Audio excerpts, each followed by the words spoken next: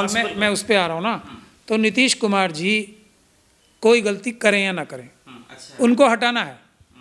समझ गए आप? यहाँ पे ये कहा जा रहा है लोगों द्वारा कि हम हिंदू राष्ट्र बनाएंगे। अब नीतीश कुमार जी ने वो किया है नहीं किया है, वो AI जनरेटेड है नहीं है, इस पर मैंने अभी कोई डिटेल रिसर्च नहीं की है। Authentic video. अगर वो नहीं भी किया गया तो मैंने ऐसे बहुत सारे केसेस देखे हैं जिसमें लीडर्स को कुछ ऐसी चीज़ें खिलाई पिलाई जाती हैं जिनसे उनका मानसिक संतुलन खराब किया जाए। ये एक मैंने बहुत सारे ऐसे केसेस देखे हैं जिनसे वो बीमार हो जाएं। तो ये नीतीश कुमार जी को अपना जो सुरक्षा चक्र है ना वो मजबूत करना पड़ेगा। तो लेकिन बात ये है कि ये तो फिर वो यही हो गया ना कि उन्होंने जानबूझ के नहीं किया राष्ट्रगान का मान, अगर उनसे हो भी गया तो माफी मांगी, तो माफ़ी मांगे या नहीं माने, लेकिन जानबूझ के नहीं किया। लेकिन जो जानबूझ के बोल रहे हैं भारत का संविधान खत्म करके हिंदू राष्ट्र बताना है, बचाना है, उनके खिलाफ तो मोदी जी कुछ नहीं कह रहे हैं, उनके साथ तो बल्कि उनको हमेशा प्रोटेक्शन दे रहे हैं। ये मुद्दा है, मुद्दों से नहीं भटकना चाहिए हमें कभी भी। सर एक आखिरी में ले लेता हूँ सवाल, और आखिर में आप तो बहुत लड़ाई लड़ते रहे, चुनाव आयोग पे सवाल उठाते रहे। चुनाव हरियाणा में कुछ नहीं हुआ, महाराष्ट्र में कुछ नहीं हुआ, आप जीत भी गए हरियाणा में, उसके बावजूद चुनाव आयोग ने कानून बदल दिया। बिहार में क्या नसीहत और क्या नया देखने को मिलेगा? सबसे पहले तो इंडिया गठबंधन की सभी पार्टियों को अगर चुनाव जीतना है तो सबसे पहले EVM के खिलाफ आंदोलन में हम लोगों का साथ दें।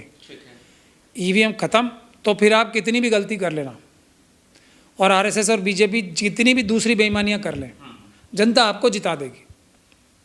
अगर मशीनों से चुनाव हुआ तो फिर खतरा ही खतरा है। एक फिर आपको पूरी ताकत से लग के फिर देश की जो बिहार की जनता है उनको इतने वोट डालने पड़ेंगे इंडिया गठबंधन के पक्ष में कि BJP के जो अपने वोट मिलेंगे मुट्ठी भर, वो उसमें 20% वोट जो मशीनों द्वारा चुराए जाएंगे वो दोनों मिलकर भी कम पड़ जाएं, तभी जो है BJP और NDA वहाँ हारेगी, वरना 100% जीत रही है वहाँ पे, क्योंकि घपले में 20% से ज़्यादा वोट चुराए जाएंगे मशीनों द्वारा इलेक्शन में, ये बात तय है।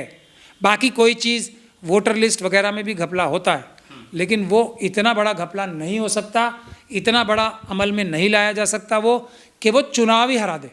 BJP वाले फिर कहेंगे चुनाव हुआ नहीं, पहले से मशीन का रोना रोना शुरू हो गया। तो बोल ही रहे हैं ना, हम बाद में तो नहीं कह रहे कि चुनाव हारने के बाद बोले, हम तो पहले से कह रहे हैं कि अगर BJP के लोग जनता के वोटों से जीत रहे हैं तो पेपर बैलेट से चुनाव करा के दिखा दें, अभी पता लग जाएगा, सुपड़ा साफ हो जाएगा। तो लड़ाई मुद्दों का नहीं, सिस्टम का है, ये आप कहना चाह रहे हैं? लड़ाई सबसे पहला देश में ये जो जस्टिस वर्मा का भी केस हुआ है, ये भी नहीं होता, कुछ नहीं होता अगर मशीनों द्वारा चुनाव नहीं हो रहे होते।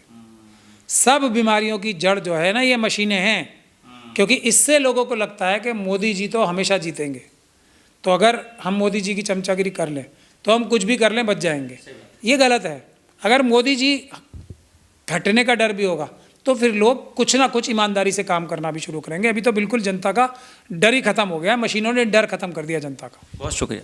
बहुत शुक्रिया मुझसे बात